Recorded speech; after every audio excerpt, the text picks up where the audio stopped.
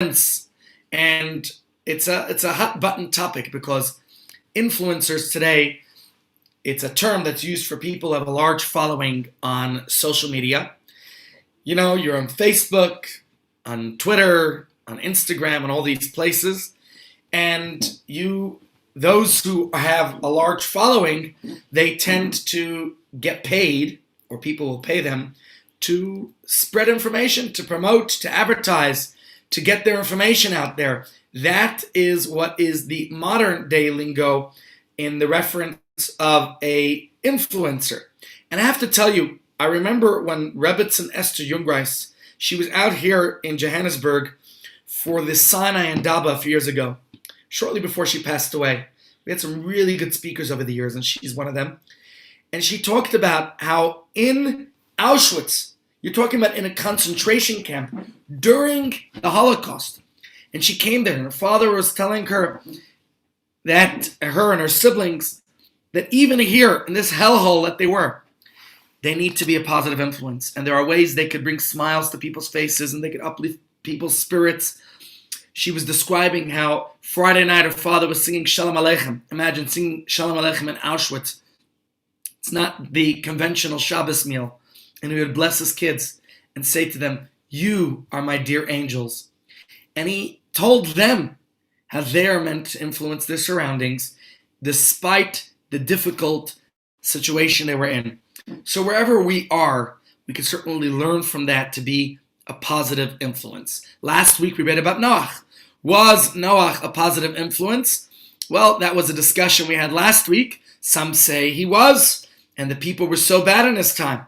Others say if he didn't make a dent, a difference, then perhaps he wasn't such a positive influence. But today we're moving away from Noach, because if you look at the last week, the week before, and this week, it says as follows. The Parsha Bereshis, we started off with a Big Bang 2 weeks ago, the creation of the world. Not the Big Bang Theory per se, but it was a beginning, a big inning. That's where you find cricket and baseball in the Torah, the big inning.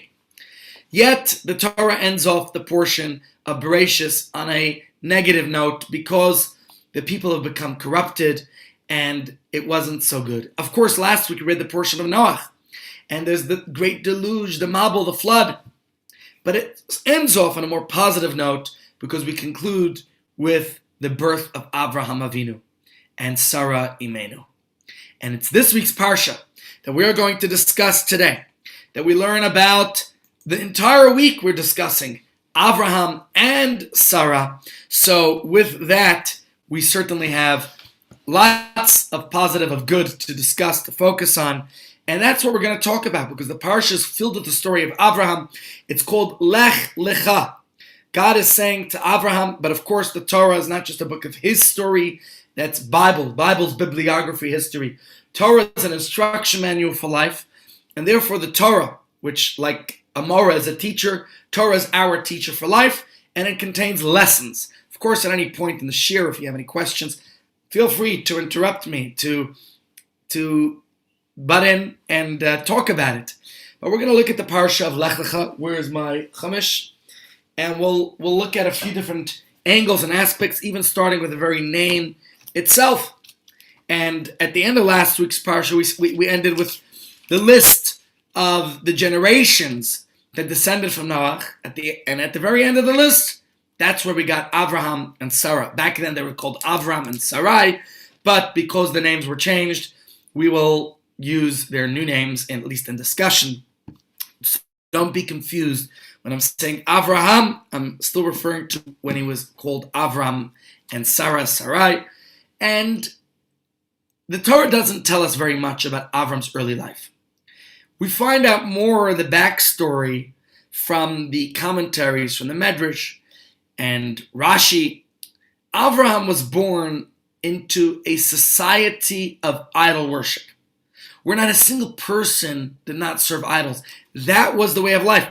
In fact, in the Haggadah on Pesach, we read Arami Ovid Avi. We talk about Yaakov working for his father-in-law. We talk about Lavan, who was an idol worshiper. And we go back to Terach, who's our great-great-grandfather, an idol worshiper. And so, in fact, the the Medrash tells us a story about Avraham. It's a fascinating story. Probably everybody knows it. I don't want to go into too much detail about it. But that Avram's father, not only was he an idol worshiper, but he was an idol merchant. He had a shop that was selling idols at the time.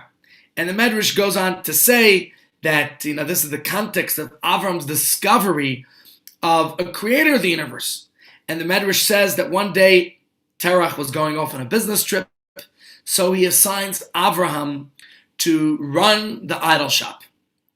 Now, when Terach comes back, he finds all the idols are broken into pieces, except for one, the largest idol, which was now holding an axe. Terach says to Avraham, "What on earth is going on here, young boy? What did you do?" So Avraham begins to tell his father a story. And he explains to him, you have to understand that there was a customer who came in, brought in a big basket of delicacies, and offered it to one of the idols. The other idols were jealous, and they started fighting. There was a whole guns blazing war going on here. And the Medrash goes on to say how Avram explains to his father how one shot the other, and before you knew it, they were all dead, and just the biggest guy is left with the axe in his hand. His father looks at him and says, "Don't be ridiculous, my son. You know that's nonsense. You know that can't happen. These are just idols. They're made up of stones. They couldn't have hit each other like you're describing." And Avraham looks at his father and says, "Daddy, if you would only hear the words that come out of your own mouth." And so the Medrash is just giving us a little background of what it was like, what Avram was standing up against in his discovery of God and trying to bring the ideas of monotheism to the world. He was different than everybody else. His parents and all the wise people around him, they said that you have to serve idols like they did. But Avraham challenged them. And so our Parsha introduces us to the story, the journey of Avraham's discovery at an early age. Well, the truth is not such an early age, because our portion starts off, the Torah tells us, he's 75 years old. That's why I thought it's most appropriate that we discuss this a little bit today. At age 75, he begins this journey. But it's interesting words the Torah uses. The Torah says, portions called Lech Lecha, which literally can be translated as go to yourself. I can't think of a better story than one that happened just a few days ago. I don't know how many of you followed the story in the media, and maybe I could even Google the story, and I'm sure we could see a video of it, but because I didn't prepare before, I'll just tell you the story and you can Google it later. There was a guy last week in Turkey. I think, in fact, what did he do for a living? Don't remember, a builder or something. And this guy went out with his friends drinking. He got a little tipsy, a little drunk, and he fell asleep in the forest where they were drinking. He doesn't come home that night. So his wife reports him to the police missing. The police put out a message. There's a fellow missing. I'm forgetting his name. In fact, give me a second. I would love to just Google the story quickly so I could give you the correct details of this person. Missing man in Turkey, I think, would be the best way to find it. Anyways,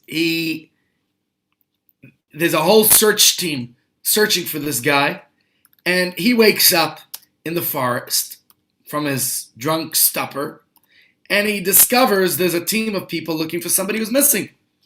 So he says to himself, well, maybe I should join the search. Well, let me just put the video on, because I think it's a great story. Let me see if I could put it on video and rather let the video tell you the story instead of me telling you the story. Just a second, ladies. Oops, I think I just had the video. Give it a second. The video came up here. It's better, some stories are better to watch on a video than me to tell them to you. Okay, give it a second. I'm going to share the story here. I'm just Googling it. There's lots of websites that are sharing the story, so you'll just have to I'll just go with this one that I'm finding. Give it a second. Let's see if it comes on.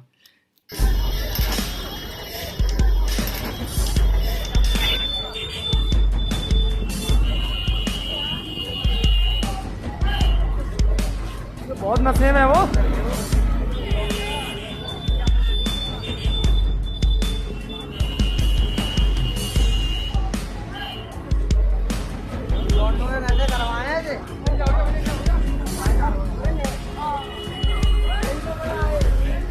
Sorry, wrong share. Doesn't look like it's giving us the story. Apologies. I'm going to give you a different one. Let me just see. Should have prepared this before. What could I do? If it doesn't come up now in the video, that video didn't seem like the right thing to watch. If it doesn't come up properly, I'll just tell you the rest of the story without the video. But there's a reason I'm telling you the story, because it was in the news last week, and the short of it is that this fellow who was searching, this drunken guy who joined the search, was actually searching for himself. When I think about the name of the parsha, Lech Lecha, go to yourself, the Torah is telling us, sometimes we have to look for ourselves. We have to find ourselves, which was the story. And I just thought it's interesting and cute how it just happened last week. So let's just see if it comes up here. If it does, we'll watch it. Let's see. Okay, let's just see if this is correct.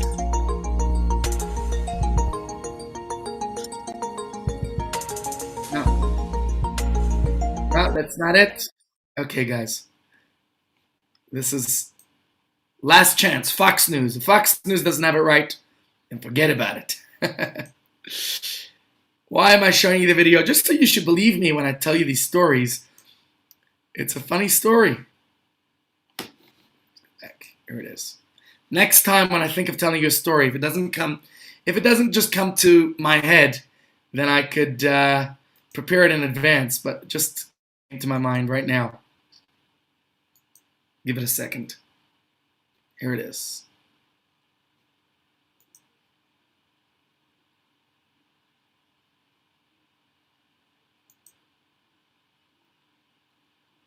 Let's see.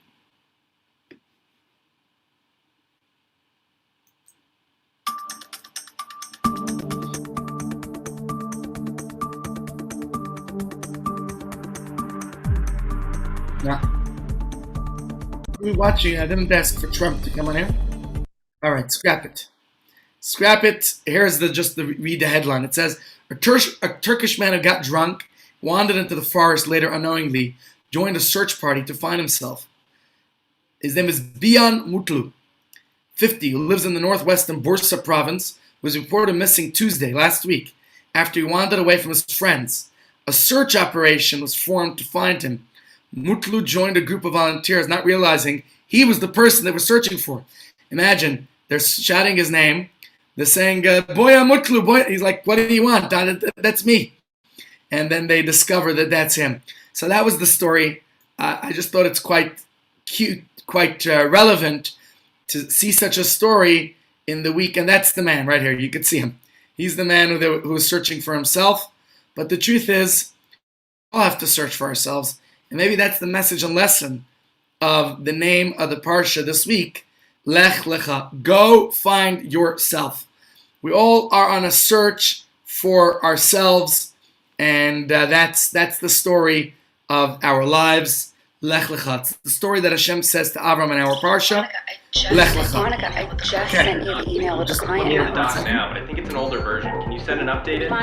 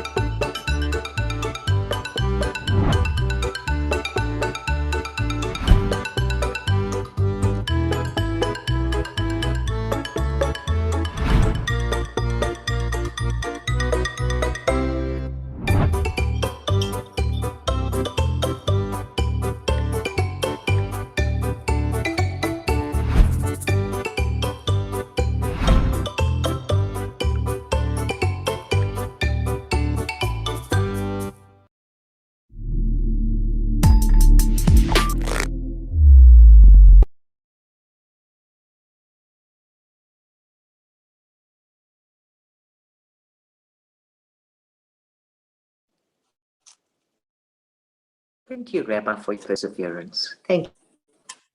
Oh, apologies. That's the story. Lech Lecha. It's Hashem telling us, find yourselves. Mutlu found himself here. Quite a funny story. All right, let's go on. So that's the story of Abraham, but really it's the story of each of us. Lech Lecha. Hashem is saying to each of us, Lech Lecha. Find yourself, right? We have to find ourselves. That's our mission in life, to find ourselves. And that's the message here. So let me get back on track what I was talking about. We were talking about Abraham. We were talking about how he was introducing monotheism to the world, and how Hashem tells him to find himself. That was Abraham. He was in a generation, a time, when everything he was living with was idol worship. In fact, let me read something to you from Rambam. Rambam says that, gives us the story at the time where his brother, remember his brother Haran, why does he die early? Because when Avram was thrown into the furnace at Ur Kasdim, his brother says, well, let's see who I should be with. Should I be with Nimrod, the king? Or should I be with my brother Avram? So let me see what happens. When Avram was thrown into the furnace and he sees Avram survives, he says, I'll go in too. And what happens? He didn't have the same faith that his brother Avram did, so he winds up in trouble there, consumed by the fire. But the whole point that we are being told here from the Medrash is that Avram is coming to this conclusion at a time when it wasn't popular. He's going against the popular opinions of his time. You know the good old joke about the guy who's driving on the highway, and his wife calls him on his cell phone. It's an old man. And she says, be careful on the highway, uncle. I heard that there's this crazy old man who's driving the wrong way down the road. And he says to his wife, what are you talking about, honey? I think they're all driving the wrong way down the road. Avram's going against traffic. He's going different. It's very different than the rest of the people. And he comes to that unprecedented conclusion that there was one God, even though at the time polytheism was the popular belief. Yes, Adam and his children at the time knew there was one God. And Noah knew there was one God. But with time, the influences of society were the popular opinions, the social media was saying otherwise, and that became the popular beliefs. So Avram is going against the grain, and he's telling everybody, there's one God. Stop believing in your numerous idols. And he had to figure it out on his own because it wasn't the popular belief at the time. Avram was born into a time when no one believed in one God. In fact, no one had for some time already at the time. Now, how did the world get to a place where they actually thought a stone idol was a god? So the Rambam actually discusses this in his laws of Avodas Kachavim, where he talks about how the world came to idolatrous beliefs. It wasn't something that just happened overnight. Let's stop believing in God. Rambam talks about it was a progressive, gradual decay in society. So it's probably worthwhile to read it if you study the laws of Rambam and just get an understanding of how it happens and how everything else in society in today's day and age, also the beliefs and the influences, how they ingrain people's minds, how the fashion industry works, how the movie industry works, how politicians, how the rumors about COVID-19. So if you think about it, Avraham Avinu was 10 generations after Noah. This isn't something that happens overnight. But Avram wasn't fazed by the norms around him. And he began to talk to everyone around him, trying to convince them of the folly of their convictions, that to believe in multiple gods and to think that one idol can hit the other and all those beliefs. You believe that the sun is God, but what about the moon that outshadows it at night? And what about the stars? And every entity that you think is a god, you'll see there's another entity that overpowers it until you come to the realization there is one God only who created heaven and earth and brought each of these entities into existence. So, Avram wasn't scared, although he had every reason to be. The Medrash tells him, the Medrash describes it's scary enough knowing something that everyone else denies. You have this belief and no one else does. But he also had to fear for his own life. The Medrash describes how Nimrod, who was the king at the time, and his own father Terach, who was an idol worshiper, the trouble they gave him. That's how he winds up in the fiery furnace in Ur-Kasdim. So, if we get into our parsha, and Hashem says to Avraham, Lech lecha, go. Where to? The truth is, each of us are told the very same mission. Lech lecha, go. We all have our mission in life. The difference is, the holy and righteous, Avraham and Sarah, and the greats, God directs them. God sends them. But we also have our missions in life. We have to see wherever we are, what is my divine mission, my purpose there. Come to think of it, Avram didn't know where he's going. He's going where God directed him, where God showed him. He winds up in the land of Canaan. Right? Let's read the opening verses of our parsha. All right, let's start here at the very beginning. Vayomer Hashem el Avram. God says to Avram, Lech lecha, go forth from your me'artzecha, from your land, or mi'meladetecha, from your birthplace, or mi'beis avicha, from your father's house, ela aret asher eka, to the land that I will show you. Now just think about it. Avram is 75 years old, and his wife Sarah, they were 10 years apart, so she's 65. I'm sure we have some illustrious members of this shir here today who are in that age bracket, or older, or younger. Could you imagine moving when you're over 70 years old, leaving behind everyone you know, all your comforts, and to travel to an undisclosed location? I think it would probably be a cool idea for a website. I think I've actually even seen one. Book a ticket to anywhere. You don't know where you're going. Take me anywhere. There's certainly an app, a travel app I have, so you could search for your destination where you want to go, or random. He doesn't know where he's going. Let's continue. And God says to him, I want you to just pay attention to these words again. Shem is saying, leave.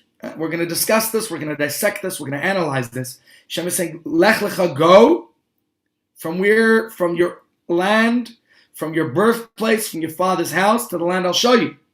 So firstly, to just understand here, the levels of places that he's leaving, starting from your land, from your birthplace, from your father's house, goes from more general to more specific. We'll get back to that in a second. Shem says, "Ve'escha legoy gadol," I will make you into a great nation.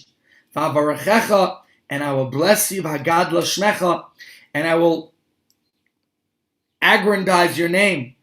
V'heye bracha, and you shall be a blessing. Let's continue one or two more verses. V'avarcha mavarechecha, and I will bless those who bless you. Umakalelcha a'ar, and those who curse you will be cursed. V'nivrecha kol mishpachos ha'adama, and all families of the earth shall be blessed in you. And the verse concludes, Vayelech Avram kasher diber alav Hashem. Avram went exactly as Hashem had instructed him, and his nephew Lot went with him. And the Torah tells us Avram is 75 years old at this stage. So, my friends, just think about this little story and the lessons we could perhaps glean and learn from this story, the messages for life. And that's what we're going to talk about. Let me just try to put up a little slide here if you could see.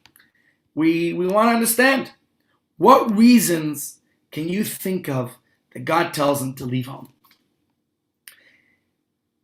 At that age, 75, the commentaries explain that God was testing Abraham's loyalty. God was challenging him to see whether or not he would leave his social surroundings, his comfort zone, his home. For what? Because God said so. For the sake of God. And the Medrash tells us that Avraham Avinu and Sarah Imenu, they were subject to 10 tests in total, or maybe specifically Avraham. She was certainly part of it and included, but she wasn't with all these 10 tests. And this is the first one of the 10 tests. Lech lecha, go. Leave your comfort zone. So, some say, actually, if I think about it, I don't know if this is the first of the tests, because it could be the story at Ur-Kasdim, and the fiery furnace preceded it. Whatever way it is, yes, Traveling can be fun. I enjoy it. It can be moving, it can be exciting.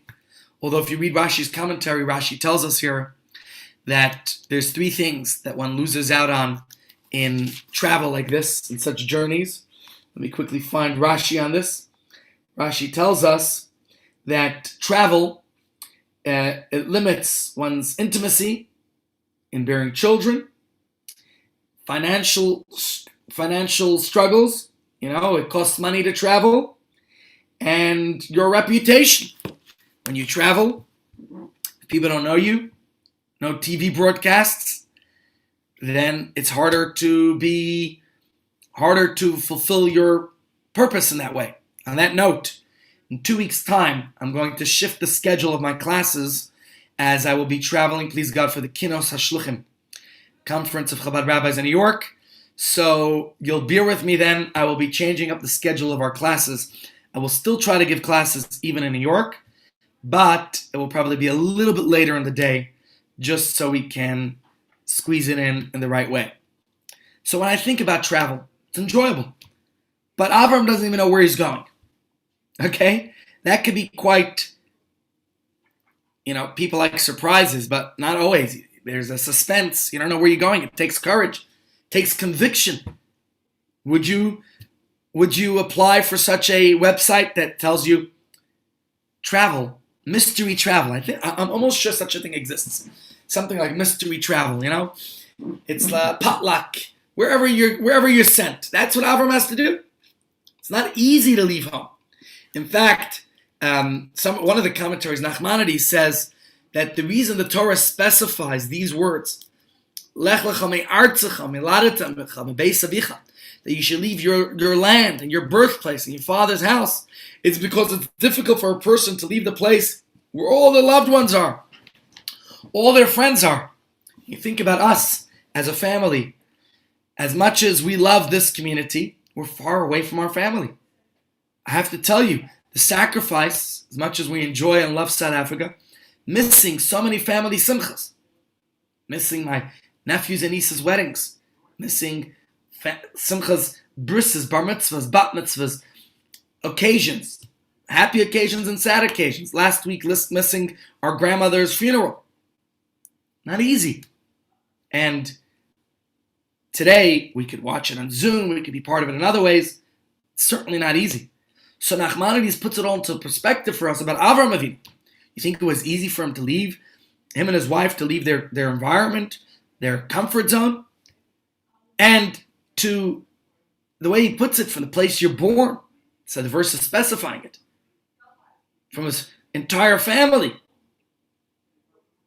And this is why he needed to be told to leave everything behind out of his love for God.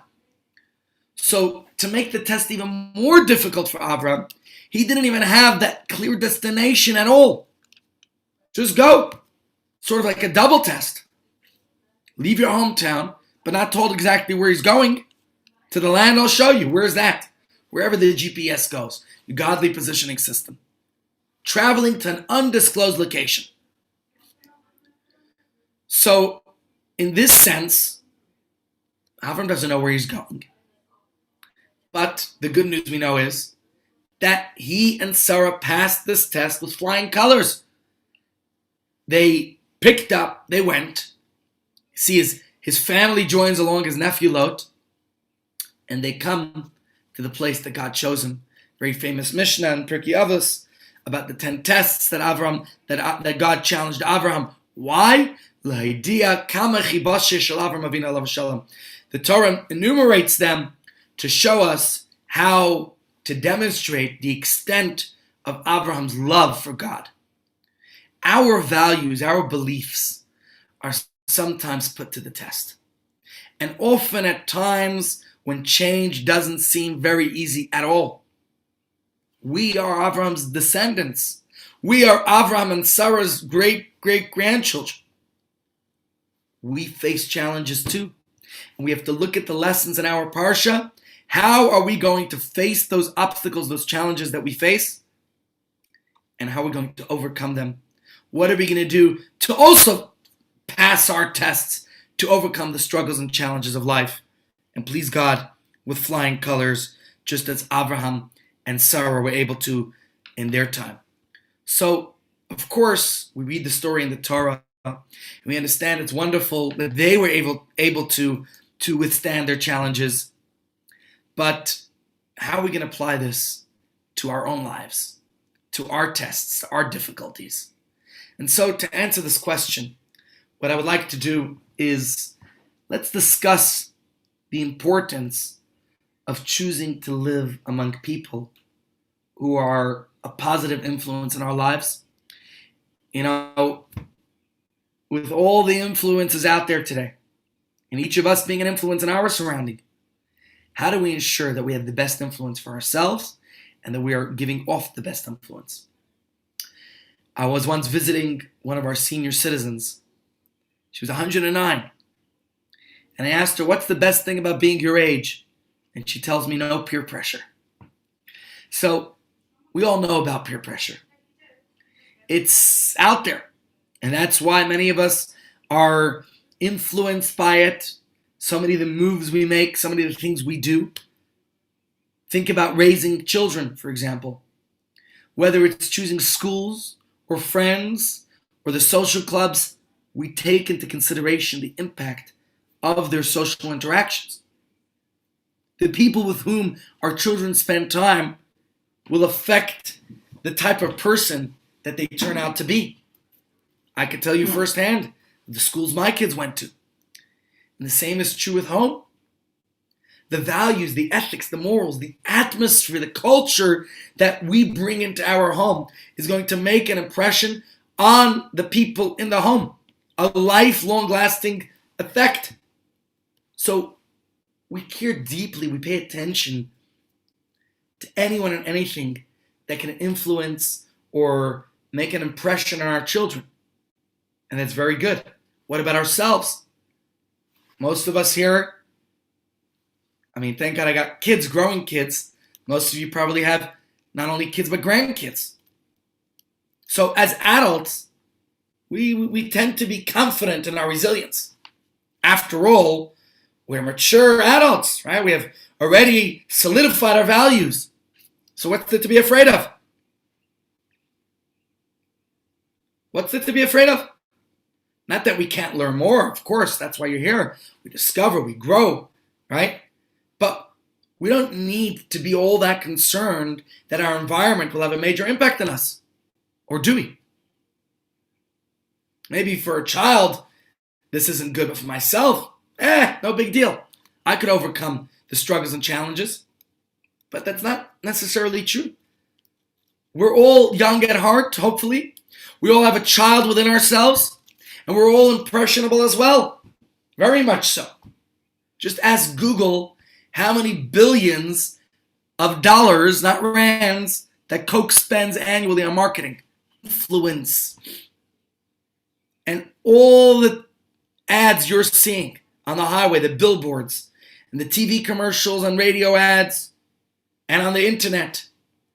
It's influence. They convince us to spend money we don't have on things we don't need because this is the influence that's out there, right? So the reality is that throughout life, we continue to develop. We're always susceptible to the influences of others. That's why Facebook, it's targeted. You know, you think about Facebook or all the social media for a moment. Do you really think Mark Zuckerberg, who's a multi-billionaire for a while, was one of the richest people out there, certainly one of the richest Jews? And we're broadcasting right now on Facebook. You think he invented this? Maybe he did invent it for altruistic reasons, I don't know. But he's certainly not employing thousands of people to just offer us a free service of social networking. That's not the case. Nor is Twitter or Instagram or LinkedIn or any of the other social media outlets out there. There's money in it. And the truth is, you want to know what the product is? We are the product. They're spending, they're tailor-made ads. They know exactly what interests you. You're here at the share. They'll probably send you something that's of similar interest later.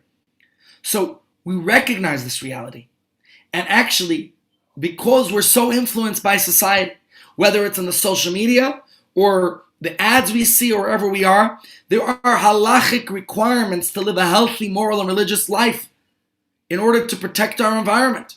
In halacha, it talks about, let me just quote something to you here from Jewish law. It says, it's natural for a person's character and actions to be influenced by their friends and associates and then to follow the local norms of behavior. Therefore, says the halacha, we should associate with righteous and be constantly in the company of wise, good people to learn from their deeds. Because there's an expression, tell me who your friends are, I'll tell you who you are. What company do you keep? We should keep away, says the halacha, from wicked people who walk in darkness so as not to learn from their deeds. And there's a verse here quoted from Mishlei. King Solomon says, I'll quote a different verse because I'm not sure which verse. Here, King Solomon says that a person who walks with the wise will become wise. Okay? If you walk with the wise, Hoylech es chachamim yechachem v'royech sidim yirah. A person who walks with the wise will be wise, and a person who associates with fools will suffer. And there's another famous verse in Tehillim, Ashrei isha shelo halach batzas r'shayim. Happy is the person who does not follow the advice of the wicked. And it says, a person who lives in a place where the norms of behavior are evil and the inhabitants do not follow the straight path should not move to a place where the people are righteous and follow the ways of the good. We don't want negative influences around us. If all the places with which he's familiar and of which he hears reports follow improper paths, then, so we're told, we don't want the negative influences around us. Maybe that's why people petition not to have certain neighbors. I'm not going to read all the halachas to you, but there are many halachas to protect us. For example, the laws of yichud, to prevent infidelity and impropriety for married people. There are laws of yichud, that a married man and woman should not be in the same room if they're not married to each other at the same time. If I have a meeting in my office with a woman, I keep the door open, or at least slightly open, so anybody can be around so that there's no impropriety. So think about the influences around us. How important is community when we think of the places we want to live and the people we want our children or grandchildren to be surrounded by? What difference does that make? The people around us, for better or for worse, have an influence on our values. Our friends, our colleagues, our community, society in general influences our values, our ethics, our choices, our morals, our perspectives. And this is just the simple reality. In the letter that Rambam wrote, Igeres Hashmad, about the situation in his time, he lived in the 11th century, and at the time there were the fanatical Almohads. If you know the history, they ruled not only Spain but also North Africa, and they did not tolerate any other religion but Islam. Now there was a time when the Crusaders did that with Christianity, and our people have experienced throughout our history so many different times when there was no tolerance of Judaism. Whether we were called infidels or whatever other titles and names they used for us. There were many Jews who gave up their personal comfort, their property, their possessions to flee the region. Rambam himself, his family left Spain during that time. They moved out of the Iberian Peninsula in order to preserve their Yiddishkeit. Wound up in Morocco and then in Egypt, or rather tried to go to Israel, but Israel was not very inhabitable at the time. So he moved to Egypt, where he became the advisor and the personal physician for the Sultan at the time, and he became was a renowned rabbi. And there's so much we learn from him. You notice I quote Rambam a lot, one of my favorite teachers in Jewish history. There were others at the same time, and Rambam mentions them, who did not leave, who stayed around. And sadly, many Jewish people who stuck around, whether it was in the time of the Almohads under Islam or in the time of the Inquisition under Christianity, many of them converted out of the religion. Some of them are returned, others haven't. And Rambam discusses the status in Jewish law of those unfortunate Marranos. In his time it was Islamic. In later times it was Christian. Marrano actually is the Spanish word for pigs. It was the secret Jews. And the question was that he discusses whether they could be considered Jewish. Well, of course, born to a Jewish mother, you're Jewish. Or converted to Judaism, you're Jewish. But many of these people, there's halachas about dealing with apostates and idol worshippers. Now, in their situation, it was unique because it was involuntary. They didn't choose by choice to abandon Judaism. It was thrust upon them. So Rambam talks about whether to treat them as apostates or idolaters. And he concludes in at least the letter of Igeres Hashmad that those that have the ability to flee a situation, restart their lives elsewhere, should do so. He's talking about the negative influence that they are going through in their environment, whether it was in Spain, which is where he was, Spain, where he was coming from, or other situations. And his point only is, and that is applied in contemporary times, is that one should flee a negative influence, even if it comes at a cost. So the basic reason, as human beings, we're social creatures. And so if we think about the influences we have, in recent times, the science of sociology has been so widely recognized. Okay, that it's diverse and complex and intricate. The ideas in the general sense have been taught by our sages so long ago of the social norms of today. And Maimonides himself talks about this idea and says that we are social beings. We are influenced by the things around us, and therefore we should be careful with what we expose ourselves to. So the impact that it goes both ways. We are impacted, we also impact. I remember when I arrived in South Africa, which is just over 20 years ago. Rabbi Chazdan was my wife's uncle. He came to speak to us. We were rabbinic apprentices at the time. And he said, the question you have to ask yourselves, is South Africa going to influence you, or are you going to influence South Africa? You could tell my accent, South Africa hasn't influenced me enough yet, except for when I say leka, or things like that, or when I enjoy some bultang and boerewors. But certainly my kids have it. And that's a question we have to ask ourselves, is that are we being influenced by society around us? And sometimes there can be good and positive influences, and we should put ourselves in positions where we are influenced. Every person is a consumer and contributor. Every person is influenced and influences. So if we put ourselves in the right way, in the right place, because depending what influences are coming our way, and subtly it's impacting us, and it may begin chipping away at our feelings, at our sensitivities, at our aspirations, or desensitizing a person's morals and values. So if it's a negative, obviously we understand it's not the kind of influence we should be introducing and allowing to come into our lives.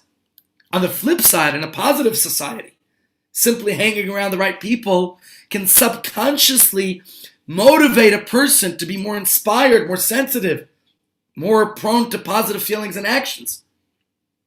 The effect, for better or worse, might be more on a subconscious level, which is not always apparent, at least immediately. The point is that who we hang out with certainly rubs off and affects us, and that's why we quote the words of King Solomon, who says that if you walk with the wise, we'll become wise. And if we walk with those who are otherwise, we'll be affected otherwise. It affects us. You want to become wiser? Well, follow the device of Shlomo HaMelech. He was the wisest of all men. He says, hang around with wise people. And the same is true of all other qualities of influences. You want to strengthen your sensitivity? Spend more time with sensitive, with compassionate and caring and loving people. You want more spirituality?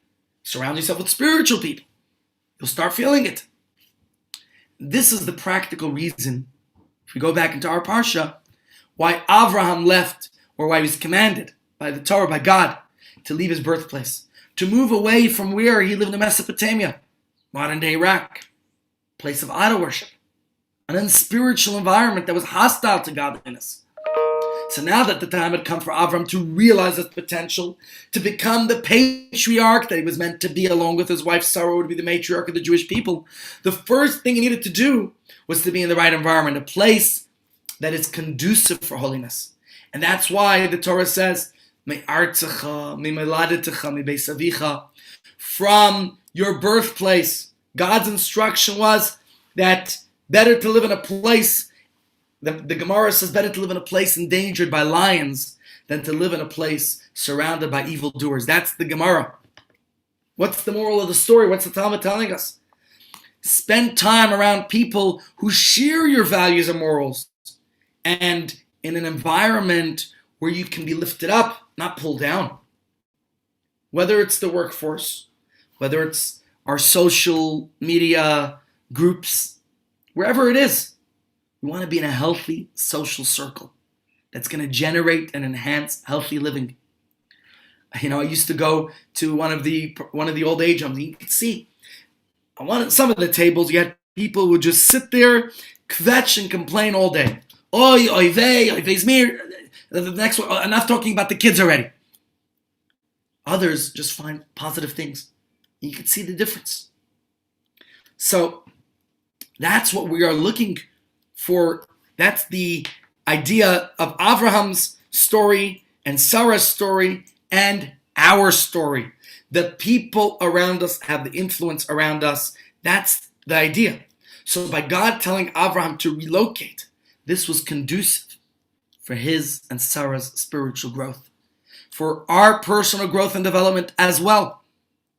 Yes, they were exposed. There was vulnerability. That they had to leave their surrounding, their homeland, their comfort zone.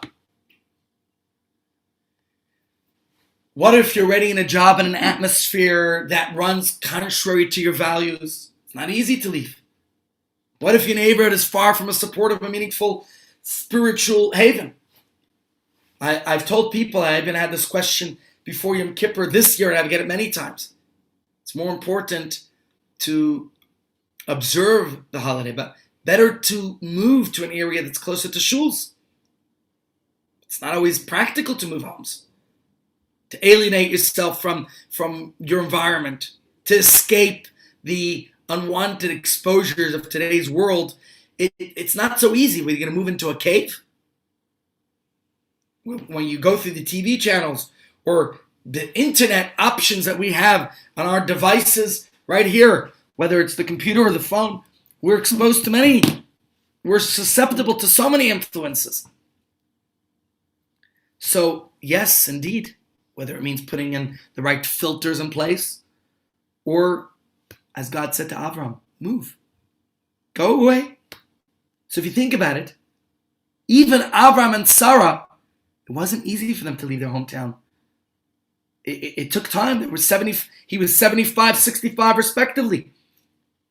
And in fact, some of the places they ended up in were worse than where they were coming from. Remember the story, it's in our Parsha. They go to Egypt. Sarah gets kidnapped. So it wasn't easy. And life never is easy. What are we supposed to do to remain strong in our values and not always be playing a losing game of defense? How do we do it?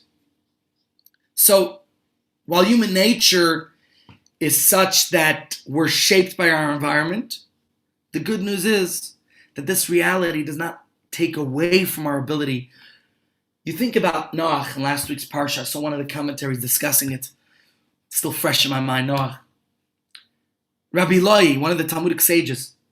So why did Noach wait for God to tell him to leave the ark. Remember, he sent out the raven, he sent out the dove, but he doesn't leave the ark till God tells him, "Say, minateva, go out of the ark."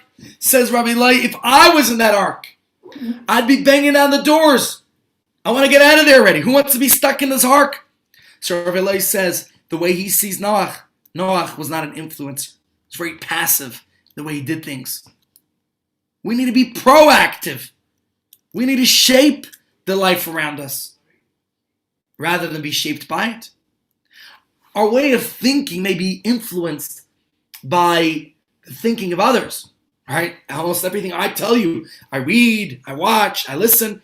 Okay, here we go. We have a share to talk about things. But we could also be proactive, and we could influence others the way we think. We have the capacity to receive, and we have the capacity to give. We are consumers, and we are contributors. Halacha says, for example, with regards to the minhag to eat the head of a ram on Rosh Hashanah. Why? We just came from Rosh Hashanah. What's the reason behind it? Do you remember when you were sitting at your Rosh Hashanah table discussing this? Sheyeh l'rosh v'lo l'zanav. So that we should be like a head that influences, not like the tail that follows. That's one of the symbolisms. But wait, how exactly does this resolve the problem? So what that we can influence, aren't we still vulnerable and susceptible to the unhealthy vibes around us? If we're going to engage in influencing others, don't we run the risk of exposing ourselves to various elements that are going to influence us? So my friends, I need to share with you a very famous halacha. Halacha from Melicha, the laws of salting meat. If you've studied for smicha, so I'm remembering this from the days nearly 20 years ago when I studied for my rabbinic ordination. And it's a very important lesson. You ever heard of kosher salt? What's kosher salt? All salt is kosher. But the salt that's used for koshering meat, is very coarse salt. And therefore it's called koshering salt. So they're called kosher salt. You ever see in the supermarkets, they have kosher salt. That's kosher. All salt is really kosher. Now, the human body, we have many salts, okay? There's sodium chloride. I think that's table salt, okay? That's 0.4% of the body's weight. That's why when we sweat or we have tears, it's like salty. Now, let's put physics aside. I'm not exactly a expert in that field. But not only do we contain actual salt in our body, but we have a nature similar to salt in our psyche. And let's understand the halacha of this in order to get a good idea. One of the fundamental Jewish laws, to some degree, we discussed a little bit last week about blood. In last week's parsha, we are forbidden to consume blood. Now, obviously, this presents us a problem when it comes to eating meat, because raw meat, after the animal's been slaughtered, is drenched in blood. So kosher laws tell us, the halacha is, the only way we can eat that meat is we need to extract the blood from the meat. How is that done? Well, the salt that we talked about, koshering salt. If you go into any of our kosher butcheries here, you could ask them for a tour of how it's done. And there's a very interesting, the halacha says, that blood is extracted from the meat only if it is thoroughly salted and rinsed. So the salt will extract the meat, the blood from the meat. Of course, salt doesn't only extract, but it also gives, right? Everyone knows we use salt to flavor our food, to give it taste. One of the famous stories of the Alter Rebbe was once having a guest, a very illustrious visitor for Shabbos. So there was a debate in the kitchen. A little friction happened because they had a chef of the house. They had a house chef because the Rebbitzin wasn't busy cooking all the time. She had to attend to the community. But because it was a special visitor coming, the Alter Rebbe's wife, she wanted to be involved in the cooking. The daughter also wanted to be involved in the cooking. She's such an illustrious guest. And the chef said, but it's my job. So the Alter Rebbe said, okay, let everybody be involved. But you know the story, there are too many chefs, spoil the broth. Well, the chef made the soup, and then each one added some salt and pepper to give it some flavor. And before you knew it, it was inedible.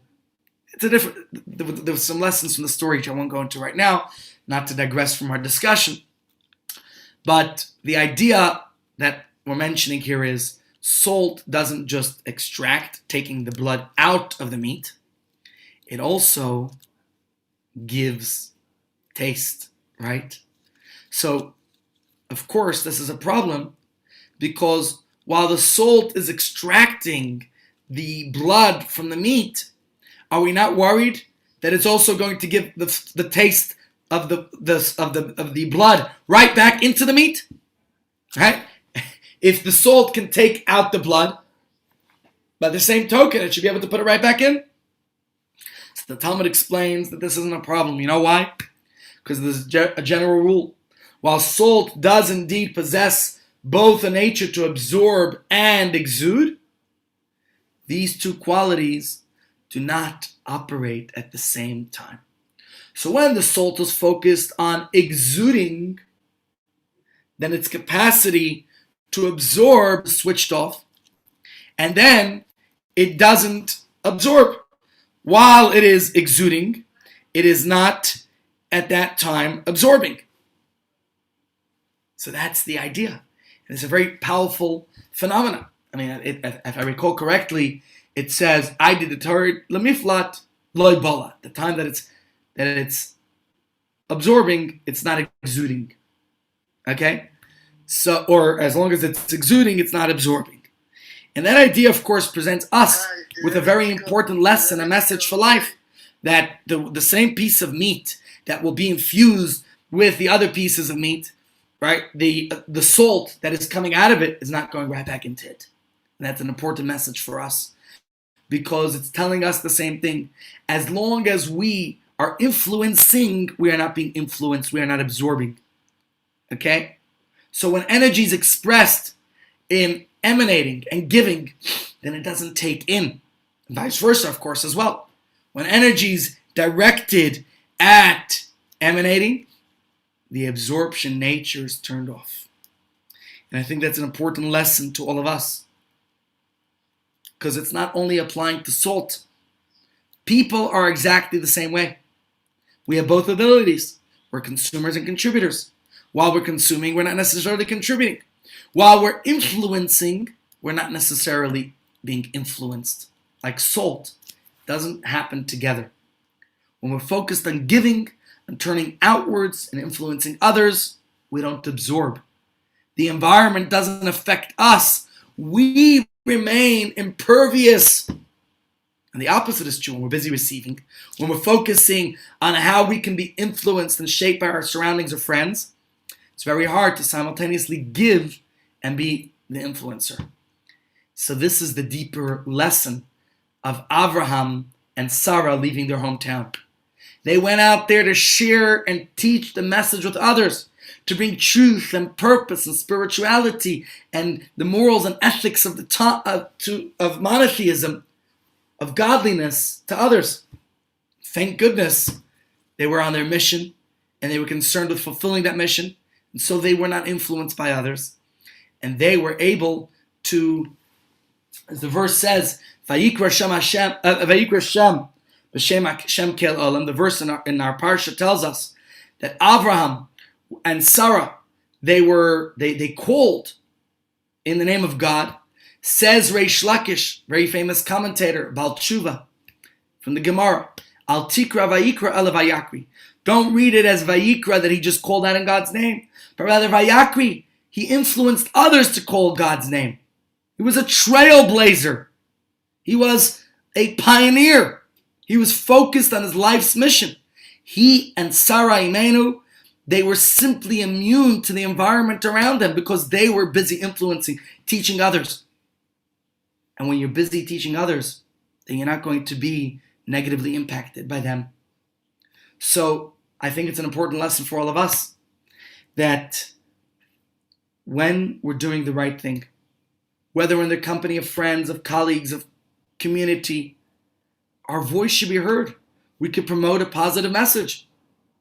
I'm not saying we have to be confrontational or condescending around people, but we should, out of love and concern for the people in our circle, we should spread and promote a message, whether it's a message of belief in one God, or an example I just saw this past Shabbos.